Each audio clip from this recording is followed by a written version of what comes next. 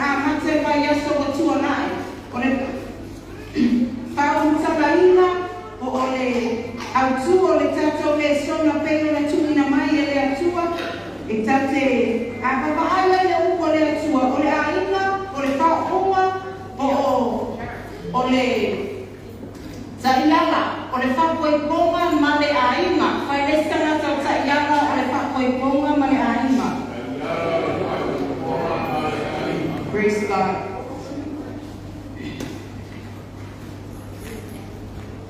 Ole unga ali ko le whakoiponga o le mele pena tara noa tu vai asolea. O le mafutanga lea na whaatuina e le atua. O le mafutanga po lea na iai le whaunga le atua. O na o ia e onga o le mafutanga po le manatu lea. O le tane ma le ava. Amen. E leo se manatu mai ni lalo rangi. E leo se manatu mai ate oe. E leo se manatu mai se ekalesia. E leo se manatu mai se maa oko se atonu. O le finangano le atua. Ia iai le whakoiponga i le lau ele nei. Is that right? Whaile samata. O le finangano le atua le whakoiponga. Praise God. O le alana pei na whakutala ina vai aso o tuanai. Na whaile le atua o le tangata. I lona whaatuse ko ringa i a te ia. Na whaia le atua a tanu e matua au le lei, tino le lei, a toa, mamata mo fia le tangata. Is that right? Whaina ia le upo le atua. O uma na whaia manu, wa whaifoi le tangata i ko ringa pe whaatusa le atua, na i atua ia le tangata i le whatoanga i e tena. Ma ia ame iai e nganuenga e nganueina i a tanu. Say amen. O a tamu le whapea na wana o na ia. Adam was never alone because he had God. He was in fellowship. He was in relationship with God. So Adam was never by himself. But Adam needed help. E le whapea wa alo pe ponele wa ngau e o langa o a tamu. Lana iai le atua na mafuta ai a tamu. E fellowshipi le atua ma a tamu ia so uma. O no iai le mafutanga a tamu. So e le whapea ua toa tasi pe na uia. Ale sila le atua. E le mawhai a tamu o na whaia se mea nana ia. E mana o mia e ia ole pe sosani. Say amen. Adam needed help.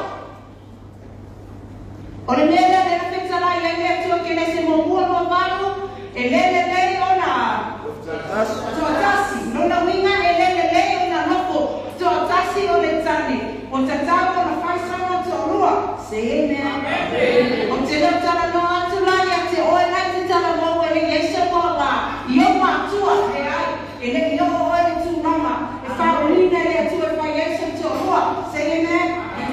A le tala no le atua whamai. E le it is not good for Adam.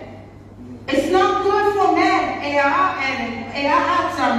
A man who is in relationship with God, a man that is in the presence of God, a man that worship and fellowship with God every day, a man who is responsible. That man, it's not good for him to be alone. O le tane, whafonga mai, o le ala tane, e a atamu, o atamu, o no tana no mai tuspa ia e iailanga mafutanga ma le atua.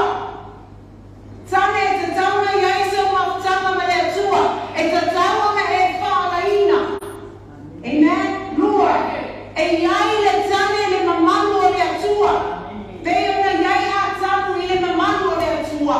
E whapena o e le tane le whamai tuspa ia, e le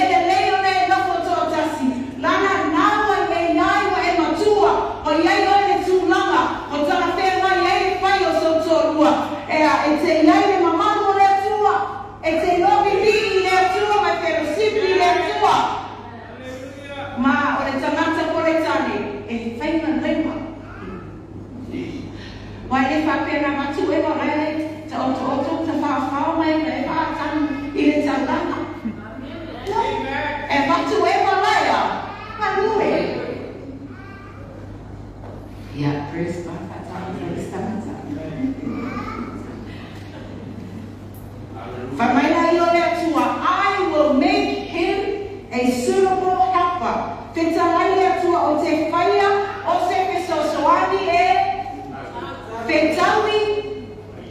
tusa, tala whengai, maia. Amen? O oe lava, po oe le tina, po oe le whawhine. A tala noi tuspa ia lupu whawhine. O tala noi le te mautai mo whai a ima, o whai tō roa. O le ngangana nai whai ngoa ai e le tuspa ia, o le wife. O le wife po whawhine. Amen? Ai awale ave se se tātou le upure whawhine. O nei whaunga se se le sa moa le upure whawhine. Ale tuspa ia, e whauringa, e matarofine, o le moa lea o le whawhine. O le ata o le tamaitai o whai, lona tō rua se e mea. O lea mau sila le atua, sila o mea o mana whawhine le atua. E iai le mea o misi le o rama o atamu. Lea le whetala iai le atua, e lelele. E lelele o no whatoa se tana. O te whaia, o sana, Fesosoani, e whetau i maia, se e mea. Nona wima, o oe le whawhine, o oe o le tani. A le atua, i se mana oma na iai. O lisi po ia whaupunga, o oe la whawhine, o le whauinga. Ma fofua ina le atua, ina ia whauma ai o lana fofuanga. So woman, you are not an accident. You are God's answer to the man's lack. You are God's best and ordained and completion of his creation. O oe la ava. O oe, na wha atoa ina ai o le fofuanga. O le atua le lana rangi atoa. Nea nane na e tā uai e. You are the complete package because you were the final creation. O oe latina, a wete mai no wa lano I lo whaunga, na lo marawina, ma le mera fofoina e le atua oe. Lana oe, na wha atoa ai. O le fofoanga le atua. Yeah. Titino la tane no to lo whai ai. You are the complete package. A whaelo nana to lo whai ai, oe, my wife is the complete package. Yeah, oe, a wete whai fua to lo le sanata, e funa e mata. Hallelujah. Famai o mo tuspa ia, o se o ia maua se ava, o ia maua se a. O ia maua se mea lele, o lo tātou talanoa, le whaunga, o le ava, o le whaunga o le sasoni. We are talking about the calling or the anointing of the helper. Amen. Famai, o se o ia maua se ava, o ia maua lea, se mea lele, Maia, maua lea rofa tunoa, alo whangia lea tua. Oi vai lea no tā ua tina. A vai no tā ua. Whamai o se ia maua, se a e leo whai mai o se maua sana teine, po se maua se whakaititi, te ai whamai a o se maua lea So I find a romantic girlfriend. I okay, young one, you're not the best. Or the best. Nanga le whamai unga le atua. O se wa ia maua se toa rua mo se ava. O ia maua se mea e lele. Ma ro whangia ai wai tani. E te inone ro whangia o no toa rua. O no oi. Ai whamai isi ana nunga si ato rua. Pia vai no laro le tina. E vai nunga lapi nai. Ele ai mani ai la whawhine oia. Ma toa te lea pia tuspa ia le misi la so. Amen. E te loa. E se mai nau whiwhilinga e a vere e suke miso. E whai mo wali mo whaola. O lau whiwhilinga mo muana. Siri na tāua. Ale laua lua o na siri na tāua. O loto mua. Whamere tuspa ia, whiwhili mai poto. Whiwhili le nei loto mua ma le poto. E tala no atua tangata e le whaia sana whiwhili mai. A o ore nāwa iai au whiwhili mai. Le ai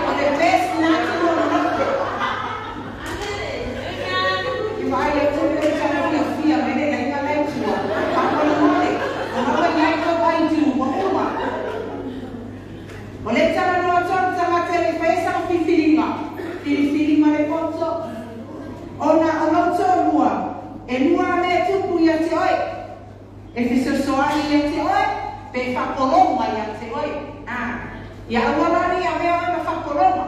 Ia avea oe ma sosoani, praise God. Lea rau tatu ma ai whamenu po lea tua. O se wa ia mawa se abawa, ia mawa se mea lei, e tawami a tōwina pe wheipa ai, pe maua ia le tane o lea, aloka tu noa mai lea tua.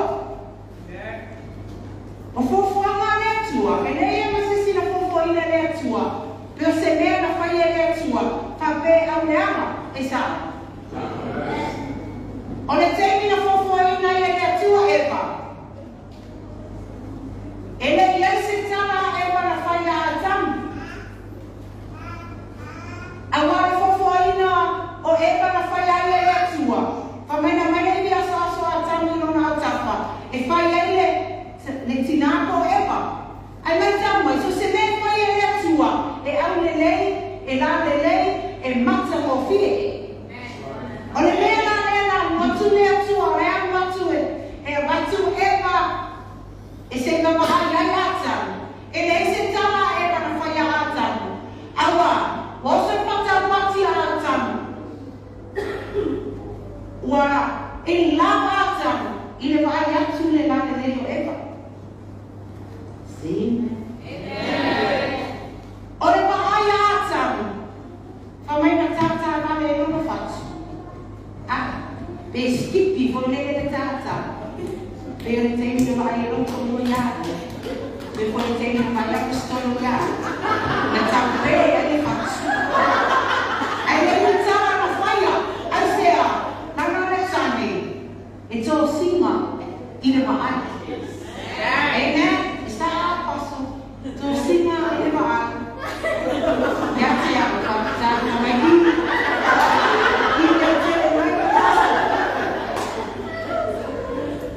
e so singa e ba o le mea le tina a fai le tu na na te ia le te ni ne wa matsa ne e go o na fa sa mai ya te a wa le go and ta fu ni o e ta ma te fa ane ne ne o te ne whai atu rāka na sisi tū rama. Rana la wana na whaksia i ne rea tuātanu. Lele i e ni tana ma ewa. E le ina i ia ko le astana anga ewa. Aina mua mua, punga ta matua excited a i atanu. I le mai atu i ai. Na ewa. E le whape nā le mai atanu. Te mina mahai ei, te mina whai mo ai manu. Mana tua na sa ia tamu o sana sosuani. E lea ia na se mea na mai e toi atamu e ona skipi e le tata o na fatu. Ai na le temi ana tawa toi mai a tamu le na ifua a ewa. Tawa pongi a tamu i a le ewa. Say amen. Amen. Ata mai apostle. Amen. Ata mai. Praise God. Mana tua la. Lepa mai lea tua. Na ia whausiaina o ia o ewa. E te taui, e tutusa, e talawhea ngai manona toa lua pe maatanu. Na ia whausiaina ewa o se tangata e sosoani. Say amen. Ia mai tau mai nana mea mea ewa. O leta te tanga noa i au matawhai oi. Po le whaunga lea tua i a te oi. O oi o lea rā. E pei o na tala no mai ele upu o lea tua. O le temi o e single. O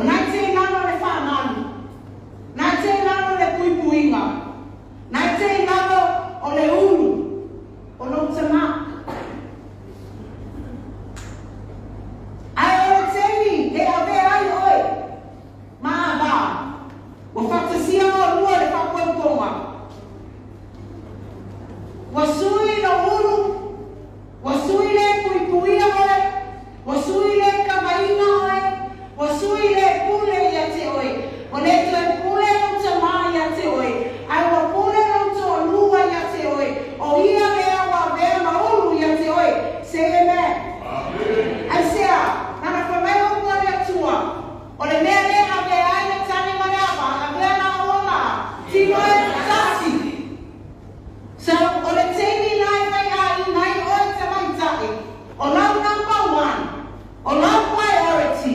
O le mua ia te oe. O le te whaasili ia te oe. O nau te onua. Amen. O te ilona tātou anu. O te mana o tāua. O te ilona tātou anu. Peia te o te ime whamua mua le. Kapefo ia. Me te whamua mua me mana o io. Te mana o tō mani. Ala o kone tua. Ele mua ia. No te maa o tō mani. E mua no tō lua. Lana lua mena o matina tas. Amen. Amen. Amen. Pai nesse tamata. E ese le ava. Ese whamua. O le whamatu sua ia. E te ava o mātua. E sa. Amen. E whaile tala nā tuspa ia, ko e matua, ia e awa o mātua. A me tala tuspa ia hao e nai titi, ia e ustai o mātua. A e teimi na whai a i mai o te maitai. E te usi tai o tō rua, e te awa i nau te mai o te nā. Amen. A e te ngā wai namo o tō rua, e te ngā wai o te mā, o tō ngani. Amen. Praise God. O se me whenga tāre ia te aku. Te ripa tua mana whai. O le whenga tāre o mele o ngā wai. Nana o te mana o te ustai o tua ngani. A le whamelo pole atua. O le tene a mea o e māwā. E te awa i o mātua. Nana mea te tau i o mātua. A e te ngā wai le tu ustai i nako o tua rua. Se e mea. O le whakoi pomala, e le whakpea ora e stili le tama no oi, ava, le ai. O le whakoi pomala, na whausia ina pena whaia ina le atua, e iai i atiu te totono o le whakoi pomala. E le mawhaila, o na tutusa no tiute, tutusa no malawina, manuma tawha i oi totono le aima, le e poto le atua, he is a God of order. Amen? So totono le whakoi pomala, ese wina o wina ai e atua o le tame ma le ava. In marriage, there are roles and function. There is different responsibilities ordained by God in marriage. I te tōna whakoi bonga, o te lautana no atu i le ali'i man te maita. O na o le waaia le atua, i le ali'i man te maitai, e tutusa. I le sina whanga le atua, ia ke riso le tu, e tutusa le tane ma le te maita, tusa le ali'i man te maita. A to tōna whakoi bonga, e ese o whanawina, o whanawina ai e le atua, o le umari, say amen. Amen.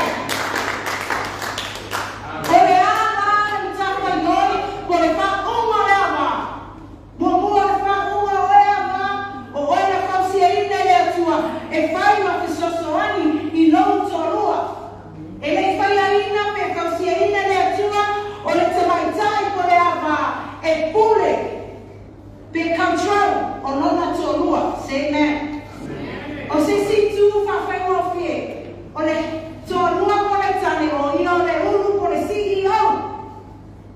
Ale ava, o le assistant CEO. O le sosoani lona tane. Say amen. Amen. Hallelujah. Tēni nā, pa o wai o mo tamata, ka whonga mai. Na mua ai e epa, o le fua le la au na whasa ina le atua. Is that right? Right. Eve was the first one to disobey God by eating the forbidden fruit. Ale tēni nā ai ei ewa. E le paule la mawangi. I le amasama. E le ame se ina le atua le mamani. Na uwhiti ai le la mawangi. Ka mea atamu ewa. E le I tamu le amaina. O a tamu ewa. A le wahumana ai ewa fua le la au. Na whasa ina le atua. Ua le astari ewa. I le upu na tuina atu e le atua. A ka mana tala tuspaia. E le aise mena tupu. Wonderful. I le la mawangi. Wonderful. Amen. Aisea. Kama ia te Aisea. Isaiah. le taita, o le uru, na whauwina, e ave ia atana.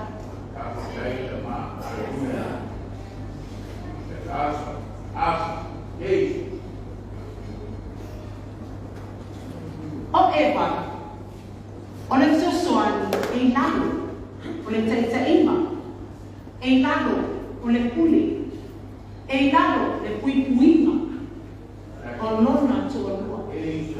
A se sera o ia kavaina. Nang le te lalo whamanu lea, o le puipuima lea o tuanua ia te oi. O le ata lea le tane. O le ata lea superiso. O le ama se sea lea wa, se sea lewa. O lalo o tuanua manu ai. Pero ya manu le ka le sia ia ke riso. O le mea lea, ana le tamofia, tamu le fua le la au, te ana whatea e le aia, e a tamu le fua le la au, e le eise me tupu, a tamu le fia mai le atua tala noia a tamu, e tala noia o torua, pate e le paule la langi, nana le tantai ma le ulu, e le avea e saswari, na ame le ulu.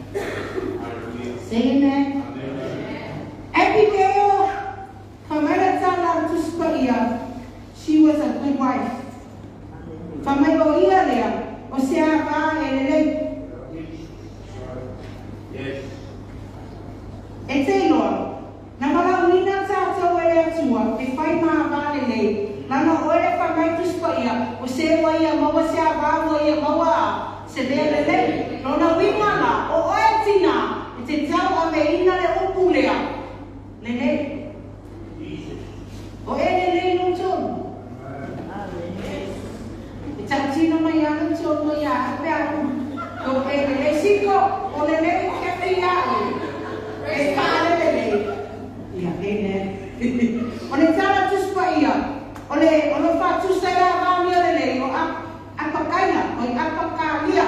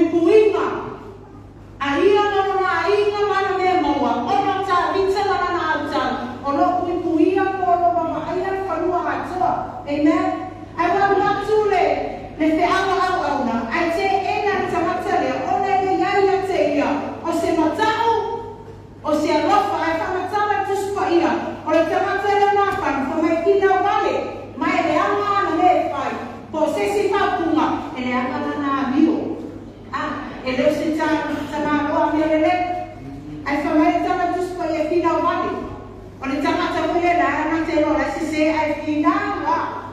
Ole tangata wele le lana te no se lato fanua ai finawa le lato fanua. Papere winga tamana kun tamana ole asene. Ole ala watu le tarosanga ta vita. Yana pan ai te ene na pan. Famana e wa ita ta vita. Ele lato wa ita ta vita amo tutolo ifo ya te ya. Le mana ai pasiati na panu mana na hawaima. Fa tonu lo ta vita. O ana au tau e tofu le tamata male pele. Ai oia e fa umatia na panu mana na aina ato. Fa fonga mai a va mi ole ole a va e fisosoani. Ole wai loa. Ole wai waina na pan. Ele se tamata le leila na mio. Falling away le ya wina. Mai fa me tamata ko le fina vale o so vale. Ole ala wa o tala. Ale au auna. Ile tolu na pan ya epikeo. Wala tula ya auna le. Ko fai lo ya epikeo. Le mea na paru na fai. Ile tufu. Ole ala ko fa lo ole la mai ta vita mana na uta. E fa una tia umara ima toa. Fa mana tala tuspaya. Ua fa tope. Bo ua fa ta lise apikaina. Ua ia a mai a reto, ua ia mai mamoe, ua ia mai seito, ua ia mai a wenga. Fa mana ia ona fa tope ora ia. E anu nea lea mai mai leita vita. Fa tope. Família nem falta ali seu ia. A família nem tem ia na ai. Olha a vale ia tá vita. Na minha família papau. Na ifo toele. É a mani ia tá vita. Ia na beia e mai o nona tolua. Olha a piscina ia te oia va. E faia ne na moro tolua. Pensam solo moa ia oe. Le moni o tolua. I lupa tamata. Famalitala just when she interceded, she pleaded to save her husband. She acted quickly. Hallelujah. And famalitala just for ya. E anwatu letina. Ne tolua pikeo. Ona tola fai fianga no tolua. Ona fai ana pati. Ona tina poto. E iwana teni. Tala fermai. Itala no ai na natana. Me famai ele tsaua e pekeo. Ilona tolua, le mea le atu. Lana le atu ai. Ele o yai no tolua. I se tu lama ma fai nei e pau tu ai. Pe tala no atu ai. Pe fai no atu ai. Ai ai le tei tala pe mai. Pe tami. I tala no ai no tolua. Ole a vai poto. Ole sosoani poto. E no le tei tala pe mai. E te tala no ai no tolua. I se mea o tolu. Ai amo te amatua ai. E no ia no tolu se tu na mai fa o ia na tua. Fai la pi tau. Fa la uma me uma. Ora me tupu. Te mo misa. Ai se a. No ia te olha te mai. E ele te ni tala fe mai. E te tala no ai no tolu. Say amen. Ora me na tupu ia pekeo. Ele ia batu no fai no tolua. Ai fa me potera no tolua. Na fatua watu no ia. Tala no fai no tolua. Le mea na tupu. Ole uma ali ele secrets. La le secrets passando no sua pea. Ele me fala no livro. Tanto tinave ele me na fala no livro. Ele me fala no livro então fa coi boma. No secrets. E aí tem o telefone no FFA e me tupo pea. Ele é ora lá te fala no livro. Aí eu te lo te tem. Tala fe mai e te tawai una o fai no ya. E fai no it's a via lele. Amen. E é te mai peo ai. E pequeno, say amen. Ora mau so sorry. E te le po boa no tolua. E te le muri mai no tolua. Ai te alta fo no tolua. O no para winga pe o para winga na paia. E fe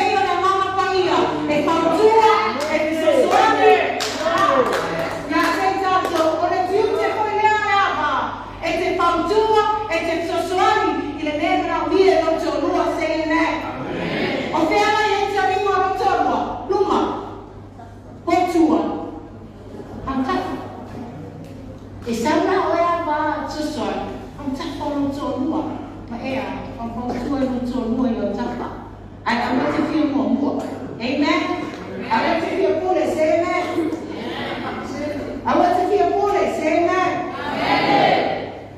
Your submission is your protection. Olonga wai, polo stay on tolua, we kuinga na oi, say amen. Hallelujah. What will it take? 5 minutes? Thank you. Praise God. Tato wa ai ya mami lema. Leo mwana matule ya mami olele. Ole avami olele, na te la mea I non tolua, na inoe Abigail, le vai vainga non tolua, ai na anu o I e whai maksosoani non tolua, na ia na mea non tolua, malana ainga, say amen. Ole mea na mea, mooti non tolua o Abigail, na mana tua e ta vita le whawhine lea. E whamene tuspaia, o le whawhine e atamai, to e nane le. Whamene whawhine le e poto, so I got it. I tell you, it's a feeling like a lady in the Lord Israel. It's a way for Aya, Tabitha. Adamena, it's a my little feeling. On an amio. Now you know, so sorry. In a very long time, who say that. Oleata, Patenta, Yoreama, Yoreama. Ole, to a woman, Aswem, the two Aswem, or Friday. Tupuola na ia matu e polo inga ia ona auna e whai ona toa lua e sam e whaali mai ona lane lei ona lu wa mi pizza na toa ina e lana toa lua mana e whamai whai ona e ma whai ona pale o le ata le pale o le ata le wala winga o oe o toa lua o le ata mana o le Tupuola e sao o lana toa lua e sao e a whaali ona lane lei luma o le lu say amen. Aka mai tala tuspaia. Ine mo mo pa ni to sutasi pitu. Fa mai fa file. O ia lea. O le mamanu lea ona tane. O le mele na mana o le Tupuola wewe. E salmo na to lua. La na mamanu lea. His wife was his glory. Hallelujah. She represents him. And when I went to the Tupu, I feel honored to tell you, boy, I said, Basti, Basati. Fia Basati. I come and tell it to Spaya, or I fire the Tupu or the Aimatele, or the Fia, and now I move away. Samoa, I am Basati, fire on your party, more ear. She was selfish. Olema watu le tupu, olema poto matai wa lio tato, atolo. O te manaya fio mai, whaami o nanele, o roma manu na, tamele ia iau. Ai whai mai, Basati, whamoa lua, o le whaia pati, a oaia, o e natangata. Wa manu ia, o ia o le susuanu. She forgot her position. She was not the king. She was the queen. The helper. Say amen. Waveria whamoa Basati. Ua. Ponsa ai le whamena tala tuspaia. Wa tupu tele ai ti ngā o le roto o le tupu. Whamai o matua ita ia. O e pati ngā no tolua. Ava. A wanea veo e masesi. E pati ngā. Mai ita. Ma ona ai. E fatu o roto.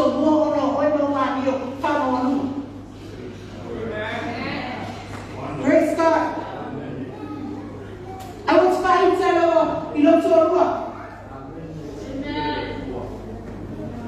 o Basat, o le atalea, o le pafine faitorua, ai pule a ia mia me mana a ia pai a ia. A faitorua, tamatani, e le pule o ia o le papetus paia, e pule le tana ia te oe, e pule folo e le tani, a nana le cantana no tato e tumpa a faitorua, please, e te lea to e siko, e le pule a ia fiano ia pia, a o e fiano e to a why, man to why, listen to the pena. It's a bully. Or let me yell bully. Oh, I don't tell you, amen. Or let us or let us hear from us at tea. Or let us if I tell you, I feel simple. If I tell you, I am why if I am a pull I or let us be at the door. Sao te mana ba ai no. Ile mamano oe na no mamano na. I find on loto. Lera commentara this prayer. Wa ave ese she lost everything because she refused to show up for her husband. Wow. She lost her destiny because she refused to show up for her husband. You need to show up, ladies. Tell me to show up when you show up. Show up. Hallelujah. I know what you're saying. Hallelujah. A good wife shows up for her husband, whether she feels like it or not.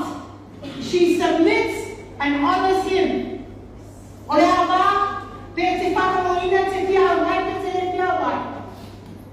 It's a wine and all time say, oh, what? Say amen. Family, I just pray you have you the day I say, I am a one. Family, so he trusts her that she will always have his back. Say amen. Hallelujah.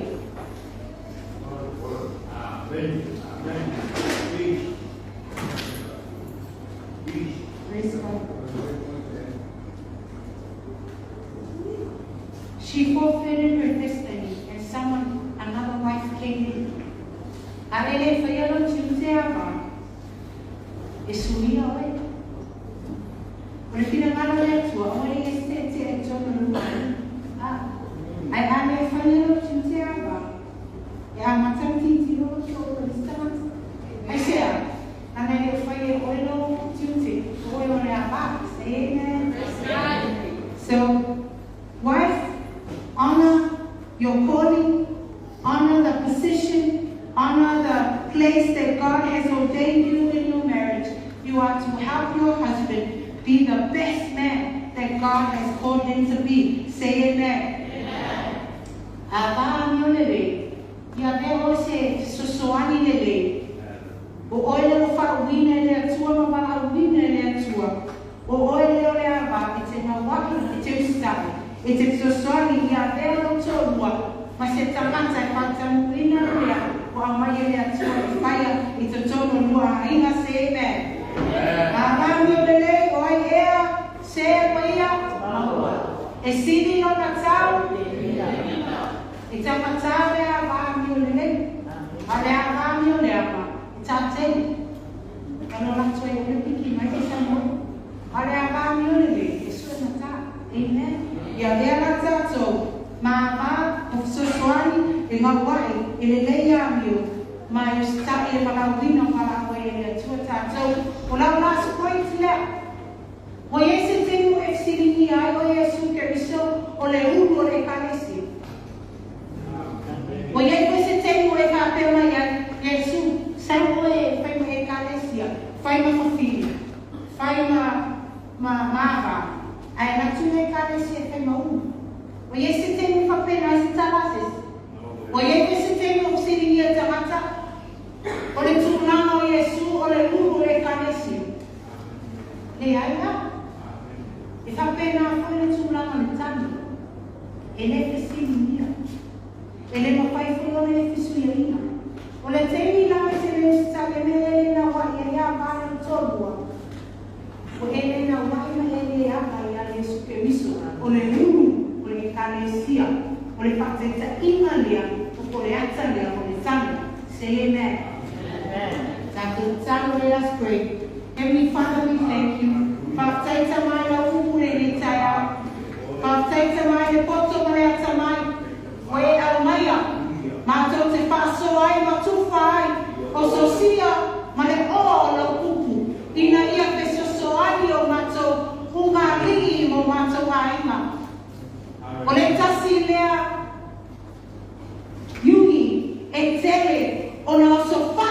ia koro o le ungani. Ai sea, lana ro ia lau whana miama I lunga o ungani.